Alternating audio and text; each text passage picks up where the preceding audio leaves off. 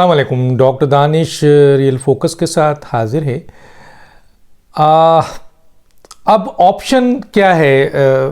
हुकूमत के पास या वज़ीर आज़म के पास? ऑप्शन जो है वो ये है कि क्योंकि अब असम्बली टूटने की जो बात थी वो कानूनी तौर पे तो वो ख़त्म हो चुकी है। अब चाहे वो समरी जो ऑलरेडी कहा यह जा रहा था कि जी वज़ीर आज़म की रिकमेंडेशन से सदर साहब ने असम्बली तोड़ने की समरी पे दस्तखत कर दिया था और उसे महफूज कर लिया गया था, अब उसकी अहमियत ख़त्म हो चुकी है। क्यों? क्योंकि वो जो समरी थी जब तक वो पब्लिक नहीं होती है, जब तक वो सामने नहीं आती है, चाहे वो उन्होंने सिग्नेचर करके रखा हो, उसकी अफादियत ज़ीरो हो जाती है जब तक वो पब्लिक नहीं होती है। और उसके पब्लिक होने से पहले, चाहे वो एक हफ़्ते पहले साइन हुई हो, 2 हफ़्ते पहले हुई हो, उसके पब्लिक होने से पहले अदम एतमाद की तहरीक जो है वो पेश कर दी गई असम्बली में। और वो अदम एतमाद की तहरीक पेश होने के बाद वज़ीर आज़म का जो इस्तेहक़ाक़ था कि वो असम्बली को डिज़ोल्व कर दें, ख़त्म कर दें, अब उनका ये इस्तेहक़ाक़ तहरीक दाखिल होने के बाद ख़त्म हो चुकी है। चाहे वो उन्होंने वो समरी तारीख़ अदम एतमाद की तहरीक से पहले साइन की हो, लेकिन अब उस समरी की अहमियत नहीं रही। एक तो ये बड़ी क्लियर बात है। दूसरी जो इम्पोर्टेंट बात है वो ये है कि वज़ीर आज़म कहीं धमकियाँ दे रहे हैं, कहीं इल्ज़ामात लगा रहे हैं, कहीं बहुत सारे लोगों को जो नेगलेक्ट किया, बहुत सारे लोगों को धमकियाँ दी, बहुत सारे लोगों को अवॉइड किया। अब इस अदम एतमाद के सिलसिले में वो ख़ुद पर्सनली और अपने लोगों के साथ जाकर एक तरफ उन लोगों से मुलाकात कर रहे हैं और उनको कन्विंस कर रहे हैं। यकीनन ऑफ़र भी दे रहे होंगे, माजी में जो चीज़ें एग्रीमेंट का हिस्सा थी वो ऑफ़र भी दी जा रही है। अब वो एक अलग बात है कि वो लोग जो इनके साथ किसी एग्रीमेंट का हिस्सा थे, इत्तेहाद का हिस्सा थे, और उस वक्त वो हुकूमत या वज़ीर आज़म उनको इतनी अहमियत नहीं दे रहे थे, अब वो चीज़ें सामने ज़रूर वो लाएंगे। और हो सकता है कि वो वज़ीर आज़म के इस एटीट्यूड के ऊपर कि जी वज़ीर आज़म को आज अपने इक़्तिदार की बचाव के लिए फिर उनकी ज़रूरत है, तो वो इसलिए आ रहे हैं, और बचने के बाद शायद वो फिर उनका रवैया वैसा हो जाए। और नहीं भी हो तो ये क्योंकि प्रैक्टिस ऐसी रही है, तजर्बा ऐसा है, एक्सपीरियंस ऐसा है कि लोग इस पे हेजिटेट कर रहे हैं। अब देखिए ना, आज कराची तशरीफ़ लाए और इवन के वो जो हैं बहादुराबाद गए जो उनका मरकज़ है, और वहाँ जाके मुलाकात की उन्होंने। और यकीनन वहाँ पर बाहर तो बात नहीं आएगी, ना एमक्यूएम कहेगी ना पीटीआई कहेगी, लेकिन ये कैसे मुमकिन है कि इमरान खान साहब वहाँ गए हों और इस अहम तरीन इशू पे जिसको अदम एतमाद कहा जाता है उसके ऊपर बातचीत ना हुई हो। यकीनन बातचीत अदम एतमाद के हवाले से उनसे हुई, लेकिन अब एमक्यूएम इस मौके पे वज़ीर आज़म पे एतमाद करती है नहीं करती है। अगर बहुत पुरकशिश ऑफ़र आई है तो वो ऑफ़र कबूल करती है या नहीं करती है, या वो समझती है कि जी 3.5 साल पौने 4 साल में उसको अवामी लेवल पर जिस तरह महंगाई, बेरोज़गारी और गुर्बत और मसाइल हैं, वहाँ पे इस जमात को भी बहुत बड़े बड़े मसाइल हैं और अवाम किसी भी सूरत में इस हुकूमत के साथ इनको नहीं देखना चाहती है, तो यकीनन एमक्यूएम का फ़ैसला फिर वाज़े होगा और सामने आएगा।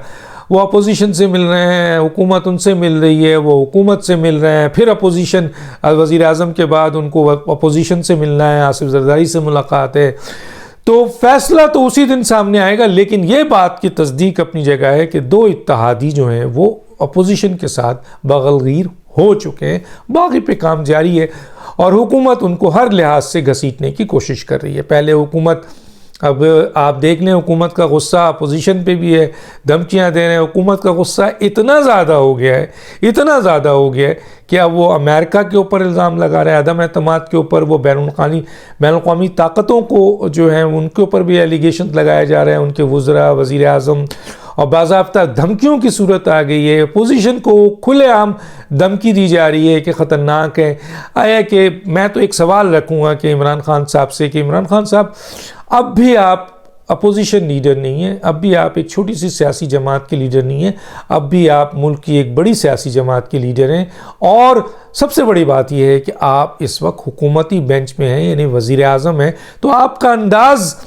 बहुत सारी चीज़ों के चाहने के बावजूद, बहुत सारी चीज़ें ऐसी हों जो आप पहले कर चुके हों, लेकिन जब ओहदे में आदमी बैठता है तो फिर उस ओहदे के एहतराम में उस पर लाजिम हो जाता है कि वो अपने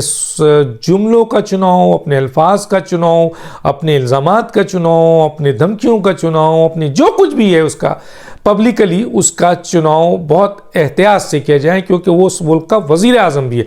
जब तक अदम एतमाद पास नहीं होती है आप इस मुल्क के वज़ीर आज़म हैं। लेकिन माजी में हमने देखा कि इमरान खान साहब चंद उन वज़ीर आज़म की तरह नज़र आए जिन्होंने वज़ीर आज़म बनने के बाद अपने आप को अंडर कंट्रोल करने के बजाय वो जो है कंट्रोल से बाहर हो गए। तो आज भी धमकियां हैं, आज भी जो है वो शिकायतें हैं, आज भी। अब जैसे जैसे वक्त गुजरता जा रहा है और अब जबकि अदम एतमाद की तहरीक ला दी गई है और इसको एक ख़ास अरसे में उसको कंप्लीट होना है, ऐसी सूरत हाल में और इत्तेहादियों में या और जगहों पर मायूसी, इवन इनके अपनी जमात में जो मायूसी आ गई है और वुज़रा इसके बावजूद कि वो भी तुन तुन के बात कर रहे हैं, ख़ासतौर पर वो वुज़रा जो कि बेसिकली लोटे हैं, पीटीआई के अहम तरीन लोग या एक सुलझे हुए वुज़रा जो इमरान खान के साथ थे, उनके रिमार्क्स आप देखिए ऐसे नहीं है। जो जिनका मुस्तकबिल भी इमरान खान के साथ बनेगा और ख़त्म होगा, वो इस वक्त बहुत ज़्यादा तकलीफ़ में परेशान है। और जैसे कहा शेख रशीद साहब, इमरान खान साहब गुस्से में हैं, शेख रशीद साहब आग बगूला है। शेख रशीद साहब को अंदाज़ा नहीं था कि जी ये अदम एतमाद आएगी, उनको इस बात का अंदाज़ा नहीं था। वो ये समझ रहे थे कि ये पोजीशन बस लाए रपे दे रही है और इसी तरह प्रेशर करते करते और अवामी हालात को चेंज करते करते, माहौल चेंज करते करते 5 साल गुजर जाएगा। उस दिन शेख रशीद का ब्लड प्रेशर हाई हो गया और वो भी मीडिया में आके जो अल्फाज कर रहे हैं, लेकिन उनके अल्फाजों से कहीं ना कहीं सामने मायूसी भी नज़र आ रही है, बिल्कुल गुस्सा भी नज़र आ रहा है, धमकियां भी नज़र आ रही हैं। दूसरे पे रख के धमकियां देते हैं, वज़ीर आज़म नहीं छोड़ेगा, वज़ीर आज़म ये करेगा। ये उनका एक बहुत जो है वो अंदाज़ है, आपको नज़र आ रहा होगा, लेकिन ख़ुद भी वो बहुत मायूस हैं और बहुत ही ज़्यादा गुस्से में हैं जब से ये तहरीक आई है। और फिर उससे ज़्यादा गुस्से में ये है जब पीटीआई के अपने लोग जो हैं, जो कई ग्रुप्स बन चुके हैं पीटीआई में, कोई परवेज़ खटक ग्रुप है, तो कोई जहांगीर तरीन ग्रुप है, तो कोई अलीम खान ग्रुप है, तो कोई असद उमर ग्रुप है, तो कोई शाह मोहम्मद कुरैशी ग्रुप है, तो कोई और ग्रुप है। में बड़े बड़े ग्रुप हो चुके हैं, सिंध में भी कई ग्रुप, अली जैदी ग्रुप बन चुका है, तो फैसल वाडा ग्रुप है। तो गोया इस वक्त जो सूरत हाल है वो ये है कि जी वुज़रा मायूस हैं और वो वुज़रा जो लोटे और भगोड़े थे वो बहुत गुस्से में हैं और उनका कुछ बस नहीं चल रहा है और उनके पास कुछ है भी नहीं, और वो चाहते हैं कि किसी तरीके से जो है वो इस हुकूमत को बचाया जाए। और जब जैसे जैसे वक्त गुजर रहा है और उनको ये नज़र आ रहा है कि हुकूमती अरकान जा रहे हैं, इत्तेहादी भी अब निकल रहे हैं, तो उनका सारा गुस्सा एक आग बगोला की सूरत में नज़र आ रहा है, जिससे ये अंदाज़ा हो रहा है कि उनको इस बात का यकीन हो चला है कि अदम एतमाद कामयाब होने जा रही है और ये अदम एतमाद पाकिस्तान में कामयाब हो जाएगी इमरान खान के ख़िलाफ़। तो उसके बाद क्या होगा, उनको इस बात की भी फ़िक्र है इस वुज़रा को कि इमरान खान साहब तो अब जा रहे हैं, तो अब जो कुछ भी होगा उनके साथ वो क्या होगा, क्योंकि बहुत सारे ऐसे चीज़ें हैं जो उनको उसका जवाब देना है। तो गोया कहने का मतलब ये है कि इस वक्त मैंने जैसे कहा कि क्या ऐसी कंडीशंस रह गई है वज़ीर आज़म के पास, क्योंकि वो असम्बली तो तोड़ नहीं सकते। अब वज़ीर आज़म के पास अगर कोई चीज़ रह गई है तो वो ये है कि अदम एतमाद को वो फेस करें या इस्तीफ़ा दे दें। अगले व्लॉग में मैं बताऊंगा इस्तीफ़ा के बारे में, बहुत ही अहम व्लॉग होगी, लेकिन ये 2 ऑप्शन उनके पास मौजूद है